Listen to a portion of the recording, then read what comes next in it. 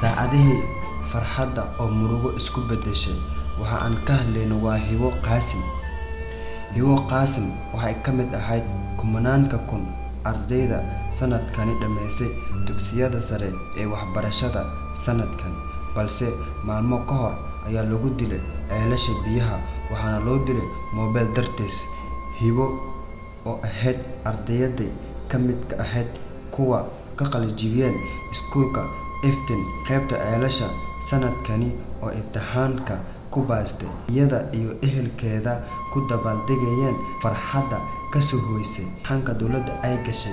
Laakiin farxaddeeda murugo ayaa isku beddeshay kadib markii loo sheegay ehelkeeda in gabadhooda dhaawac tahay markii burcad hubeysan toorey ay ku dhufteen iyagoo doonaya in ay ka dhacaan moobeelkeeda, iyadana isku dhejisay kadibna ay dhaawaceen.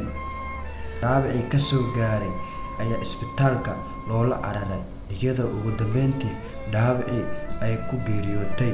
Laakiinse nasiib wanaag waxaa gacanta lagu dhigay gacan ku dhiiglihii dilay gabadha.